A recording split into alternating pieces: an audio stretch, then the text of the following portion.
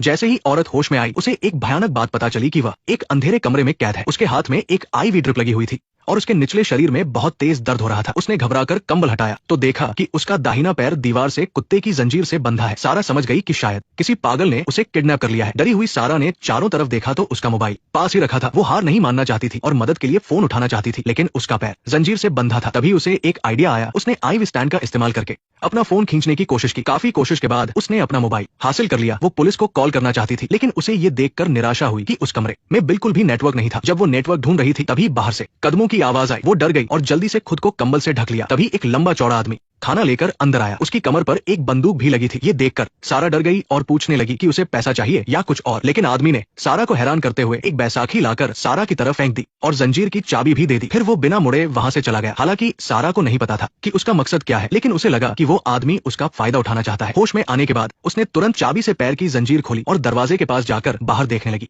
उसे पता था कि ताकत से लड़ना बेकार है, उसे दिमाग लगाना होगा। तभी उसे एक आइडिया आया। उसने तुरंत वह चाबी उठाई और उससे बैसाखी को घिसकर नुकीला बना लिया। फिर वो दरवाजे के पीछे छिप गई ताकि उस आदमी पर हमला कर सके, लेकिन काफी देर इंतजार करने के बाद भी वो आदमी अंदर नहीं आया। तभी सारा की नजर दीवार पर बने वेंटिलेशन पर पड़ी। उसने उसका कवर हटाया, फिर माचिस निकाली और कुछ कपड़ों में आग लगाकर पाइप के अंदर डाल दिया। देखते ही देखते पूरे कमरे में धुआं भर गया और बाहर से किसी के भागते हुए आने की आवाज आई। सारा ने सही मौका देखकर पूरी ताकत से वार किया। जब सारा को दोबारा होश आया तो वो आदमी पास ही बैठा था। सारा ने उससे विनती की कि वो उसे छोड़ दे। सारा को वहां से जाने की जिद करते देख आदमी को सच बताना ही पड़ा। उसने कहा कि अब दुनिया खत्म हो चुकी है और बाहर की हवा में खतरनाक जहर फैल चुका है और ये सब एलियंस ने किया है। सारे इंसान लगभग खत्म हो चुके हैं। किस्मत से उसने पहले ही ये बंकर बना लिया था। एलियंस के धरती पर आने से ठीक एक सेकंड पहले उसने एक्सीडेंट का शिकार हुई। सारा को इस बंकर में ला दिया था। उसने सारा को बताया कि यहाँ जिंदा रहना किसी चमत्कार से कम नहीं है। उसे अपनी जान बचाने वाले का शुक्रिया अदा करना चाहिए, न कि हर वक्त शक करना चाहिए। जाते समय उसने सारा को बताया कि उसका नाम डेविड है, डेविड कीन। अजीब बातों पर सारा को बिल्कुल यकीन नहीं हुआ। दरवाजा खुला देखकर वो चुपचाप कमरे से बाहर निकली, लेकिन बाहर निकलते ही उसने देखा कि वहाँ बहुत सारा खाना रखा था। वो जगह किसी छोटे सुपरमार्केट जैसी लग रही थी। तभी उसने देखा कि कोने में एक दाढ़ी वाला घायल आदमी लेटा है। उस आदमी ने प्यार से हेलो बोला और बताया कि वो भी दुनिया खत्म होने की वजह से यहाँ छिपा हुआ एक सर्वाइवर है। सारा को अभी भी पूरी तरह यकीन नहीं हुआ। उसे लगा कि वह और डेविड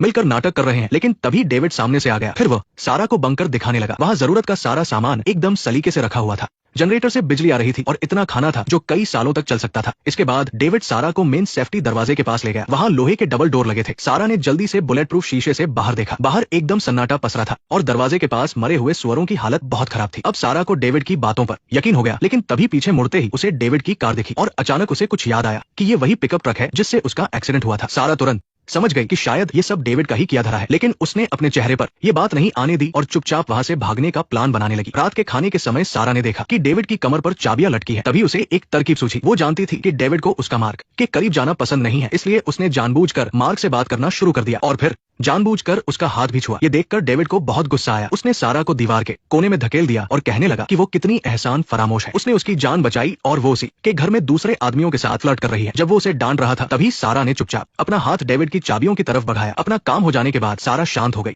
और फिर वे दोनों वापस डाइनिंग टेबल पर आ गए, लेकिन तभी ऊपर से एक कार के इंजन की आवाज आई। सारा समझ गई कि यही सही मौका है। उसने बियर की बोतल उठाकर डेविड के सिर पर मार दी और तुरंत मेन दरवाजे की तरफ भागी। उसने चाबी से लॉक खोला और पहला दरवाजा खोलने में कामयाब हो गई। तभी डेविड भी उसके पीछे पीछे आ गया, लेकिन सही वक्त पर सारा ने दरवाजा अंदर से बंद कर लिया। जैसे ही वो दूसरा दरवाजा खोलने वाली थी, बाहर एक कार आकर रुकी। मदद की उम्मीद देखकर उसने जल्दी से दरवाजा खोलना चाहा, लेकिन तभी कार से एक बुरी तरह जख्मी औरत भागती हुई आई और सारा से दरवाजा खोलने की भीख मांगने लगी। डेविड ने उसे चेतावनी दी कि दरवाजा बिल्कुल मत खोलना। दरवाजा न खुलता देख वो औरत अचानक बहुत गुस्से में आ गई और अगले ही पल अपना सिर जोर जोर से लोहे के दरवाजे पर पटकने लगी। उसकी ये हरकत बिल्कुल ज़ॉम्बी जैसी थी। ये सब देखकर सारा पूरी तरह सुन्न रह गई और उसने भागने का इरादा छोड़ दिया। डेविड ने भी इस बात के लिए सारा को कुछ नहीं कहा और उसे सारी सच्चाई बता दी। उसने मान लिया कि उस रात का एक्सीडेंट उसी की वजह से हुआ था, क्योंकि दुनिया खत्म होने वाली थी, इसलिए वह जल्दी घर पहुंचने के चक्कर में कार तेज चला रहा था और एक्सीडेंट हो गया। उसे इस बात का पछतावा था, इसलिए वो सारा को अपने बंकर में ले आया। उसके दिमाग में कोई गंदा इरादा नहीं था। फिर उसने सारा को बदलने के लिए अपनी बेटी के कपड़े दिए और अपनी बेटी की फोटो दिखाते हुए बताया कि पहले उसका भी एक खुशहाल परिवार था, लेकिन बाद में उसकी पत्नी बेटी को लेकर पेरिस चली गई। अब जब दुनिया खत्म हो रही है तो उसे पेरिस में रह रही अपनी पत्नी और बेटी की बहुत चिंता है। डेविड को अपने परिवार की याद में दुखी देखकर सारा को लगा कि शायद उसने सच में डेविड को गलत समझा था।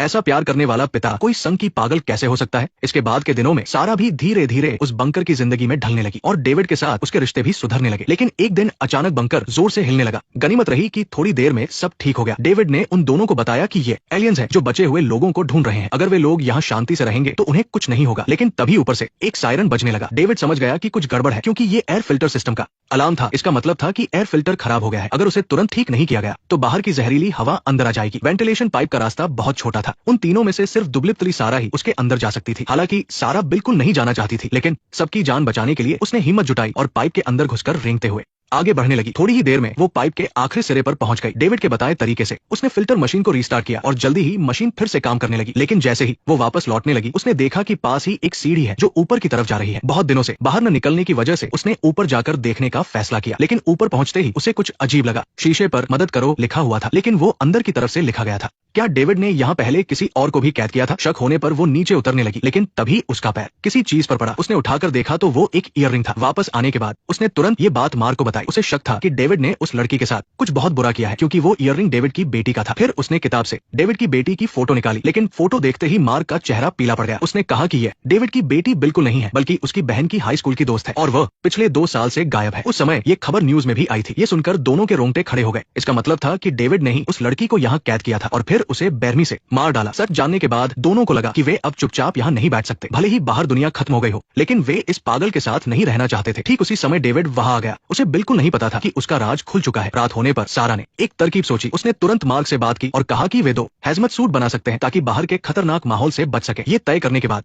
मार्क ने चुपके से एक कैंची चुराई और फिर पानी की बोतलों से गैस मास्क बनाया और सारा ने अपनी नॉलेज का इस्तेमाल करके एक सिंपल सा हैजमत सूट तैयार कर लिया। लेकिन जब उनका काम लगभग खत्म हो गया था तभी डेविड ने उन दोनों को किचन में बुलाया और उनके सामने एक बड़ा ड्रम खोल दिया। उसने बताया कि इसके अंदर बहुत ही खतरनाक एसिड भरा है। शरीर का कोई भी हिस्सा इसे छूते ही तुरंत गल जाएगा। इसके बाद उसने मार्क के चुराए हुए औजार उस ड्रम में फेंक कर गला दिए। दरअसल उसे पहले से ही उनके भागने के प्लान के बारे में पता था। अपनी पोल खुलती देखकर मार्क ने तुरंत माफी मांगी और कहा कि ये सब उसी का प्लान था, इसमें सारा की कोई गलती नहीं है। लेकिन उसकी बात पूरी होते ही सारा पूरी तरह से डर गई। उसे अंदाजा नहीं था कि डेविड इतना खतरनाक इंसान है। अब उसे अकेले ही इस साइको का सामना करना था और डेविड ने भी जल्द ही अपनी असलियत दिखा दी। उसने जल्दी से अपनी दाढ़ी बनाई और सारा के साथ रात बिताने की तैयारी करने लगा। हड़बड़ाहट में सारा ने जोर से लात मारकर एसिड का ड्रम गिरा दिया। फिर उसने एसिड के ऊपर से छलांग लगाई और अपने कमरे में जाकर अपना बनाया हुआ हैजमत सूट ले लिया। जल्द ही एसिड ने बिजली के तारों को गला दिया और तुरंत वहां आग लग गई। ये देखकर सारा तुरंत मेज पर चढ़ गई और सूट को अपने पैरों पर बांध लिया। फिर उसने वेंटिलेशन पाइप का ढक्कन खोला और तुरंत उसके अंदर घुस गई। मशीन रूम में पहुंचने के बाद सारा ने जल्दी से अपना हैजमत सूट पहना और बिना डरे सीढ़ियों की तरफ रेंगने लगी। किस्मत से वो बिना किसी चोट के बाहर आ गई। बाहर श्मशान जैसी शांति थी। होश संभालने के बाद वो कार से भागना चाहती थी, लेकिन कार में बैठते समय उसका सूट गलती से फट गया। डर के मारे उसने तुरंत उस फटे हुए हिस्से पर टेप लगा दिया। उसे लगा कि अब वो भी म्यूटेंट बन जाएगी, लेकिन तभी उसने ऊपर देखा कि आसमान में पक्षियों का एक झुंड उड़ रहा है। सारा पूरी तरह हैरान रह गई। इसका मतलब था कि हवा में कोई जहर नहीं है। फिर उसने धीरे से अपना मास्क हटाया और महसूस किया कि हवा बहुत ताजा है। ऐसा लगता है कि डेविड सफेद झूठ बोल रहा था। बाहर की दुनिया पहले जैसी ही थी, लेकिन तभी दूर से एक अजीब सी आवाज आई। वो तुरंत कार की छत पर चढ़कर देखने लगी। उसने देखा कि कुछ दूरी पर आसमान में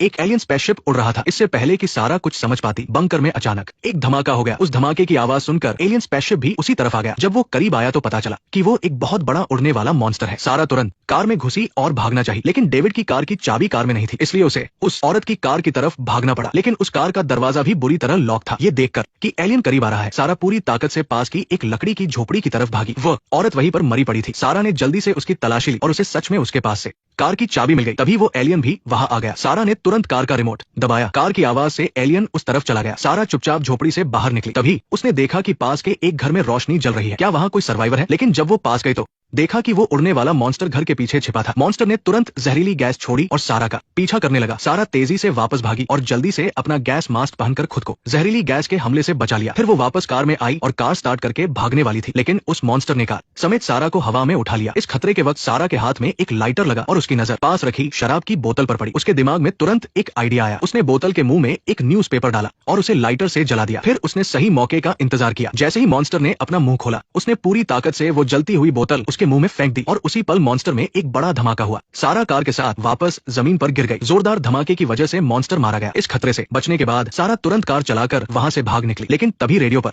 एक न्यूज आई कि सारे बचे हुए लोग ह्यूस्टन के हॉस्पिटल में हैं। जो सर्वाइवर बाहर फंस गए हैं वे इस मुश्किल वक्त में वहां आ सकते हैं। ये सुनकर सारा ने बिना कुछ सोचे समझे ह्यूस्टन की तरफ अपनी कार मोड़ दी। हालांकि आगे कई अनजान खतरे उसका इंतजार कर रहे थे, लेकिन इतनी मुश्किलें झेलने के बाद अब उसे किसी बात का डर नहीं।